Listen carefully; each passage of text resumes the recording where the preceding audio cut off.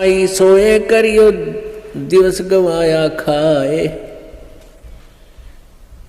हीरा जन्म अनमोल था ये कौड़ी बदले जाए। कबीर ये सुपने रैन के उगड़ आए नैने, जीव पड़ा बहु लूट में जागे तो लेन न देने। परमात्मा कहते हैं कबीर ये सुपने रैन के, ये रात जैसा सुपना है आपको। आज आपके पास कार है, कोठी है, ना है तो लो छोटा मोटा कोई व्यवसाय है, कोई धंधा है, बेटा बेटी है। जैसे हम सपने में देखते हैं ना, कई बार तो या ऐसा सपना देखते हैं कि तो कार में घूम रहे हैं, ठाठ कर रहे हैं, खूब मौज मार रहे हैं, और उठे तो फिर साइकिल भी कोई ना घर पे। जब आंख खुल जाती है तो देखे साइकिल भी कोई नहीं आसपास, कार के सपने आ रहे थे।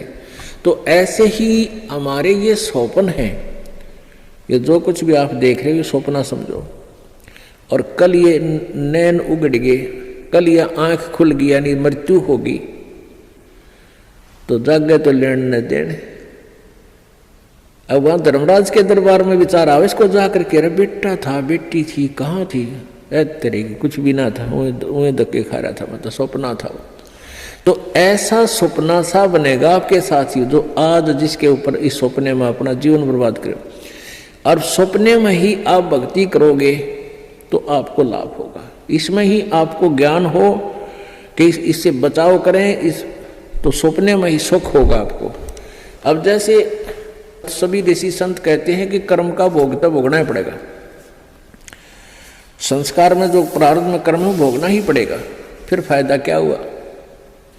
फिर भक्ति का यूज क्या, जैसे आप सपने में दुखी हो रहे हो, आपके पीछे कोई पागल कुत्ता भाग रहा है और आप खूब स्पीड खींच रहे हो, दुखी हो रहे हो, तो कोई आके उस कुत्ते के लठ मारे, रोक के उसने लठाड़ा आ जाए, उसने एक तरफ भगा दे, तो सपने में सुख होया, उसने चैन सांस लिया, सुख का को हो, बच गया भाई। तो ये सपना हर ये कर्म रूपी कुत्ते आपका पीछे पड़ रहे हैं, और पूर्व संत की भक्ति से इन कुत्तियों का लठ लग गए, इन पागलों के, और ये अपनी दिशा बदल दें और आपको राहत मिले। तो ये सपने में भी सुख इस परमात्मा के अभी होगा, तब बात बने। अब आँख खुले बस दापे न, कुछ भी ना था वो, जैसे ही टेंशन हो रही है, काम अड़ गया फला, जिस जो कोई टेंशन है, किसी काम में रुकावट आ रही, परमात्मा सपने में ठीक करे, जब चैन हो। और ये कहने पर आप तो भोगना ही पड़ेगा, सपने में दुखता दुख रहेगा, तो वो थ्योरी ठीक है नहीं है, उनकी मन गणत है, उनको अध्यात्म ज्ञान नहीं है।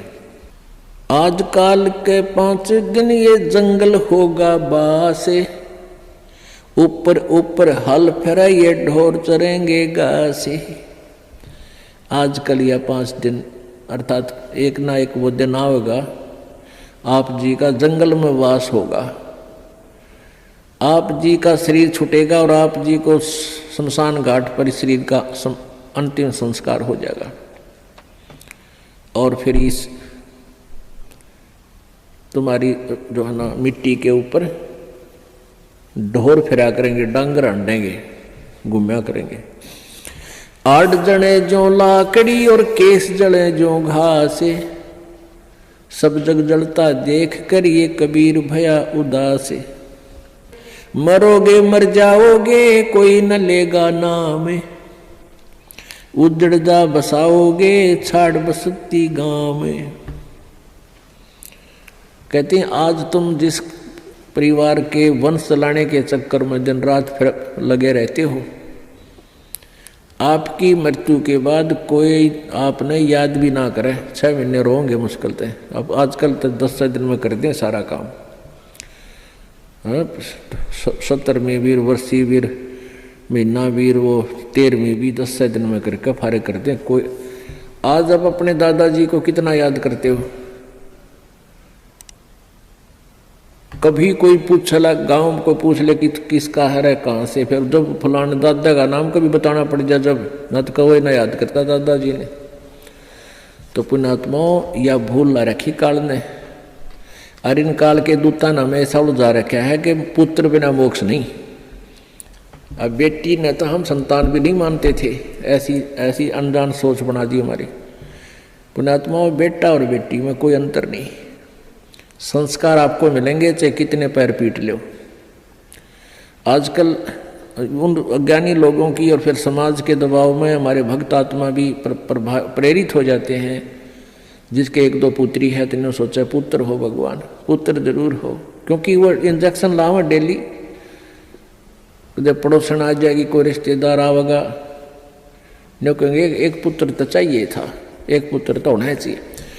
दास जब सर्विस करता था, जेई की नौकरी करता था, एक ठेकेदार था मदीना गाँव, मदीना डांगी का, और वो 60-65 साल की 62 साल की उम्र का आदमी। तो उसके 4 लड़कियां थी और बड़ी लड़की ब्याह दी, 2 लड़कियां तकरीबन सारी ब्याह शादी कर दी। फिर प्रेरणा कर दी, किसी ने कहेंगे कोई एक पुत्र तो हो, पुत्र तो होना चाहिए।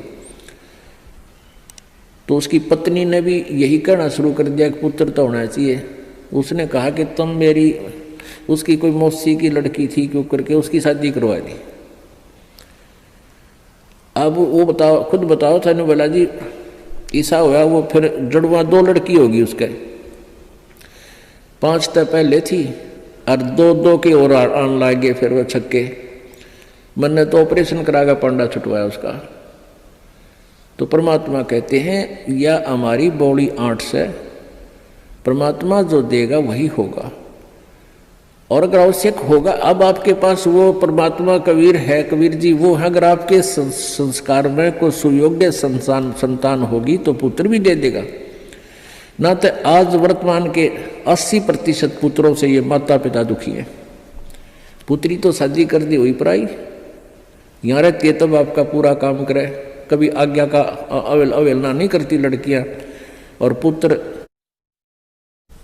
छोटा ऐसा लाग जा रहा, खोए अलान ना करूं क्यों, और बेटी कभी नहीं बेचारी मना करती। तो हमने इन अज्ञानी अनजान ऋषि संतों के अज्ञान के कारण हम इतना भेद बना बैठे थे एक आत्मा में, आत्मा वही बेटी और बेटे की। तो इस प्रकार हमारी इन नकली संतों ने हमारा समाज व्यवहार कति बिगाड़ दिया, हमारी सोच बदल रखी थी, जिस कारण से हम आधे से ज़्यादा तो न्यों दुखी रहा करते थे। अब वर्तमान में आप देख रहे हो पुत्र, ये बुरी बात नहीं है पुत्र अब, लेकिन इस ज्ञान को प्राप्त करके आपका फिर पुत्र हो चाहे पुत्री आपको दुखी नहीं करेंगे, क्योंकि वो बचपन से इस ज्ञान में भगवान के रंग में रंग जाएंगे, और परमात्मा की शक्ति आपकी भक्ति से आपके साथ रहेगी। और मान ले कोई छोटा मोटा संस्कार में कोई निकम्मा बालक आ भी गया तो उसने मालिक ठीक करेंगे, सीधा करेंगे, उसको किसी प्रकार भी करें चाहे, आपको दुख नहीं होने देंगे। तो इसलिए परमात्मा की हम चाह में भटका करते थे कि वो सारे ही सुख दिया करता है। कबीर हाड जले लकड़ी जले और जले जावण हारे, और देखण आड़े भी जले, अब किस्तें करूं पुकार।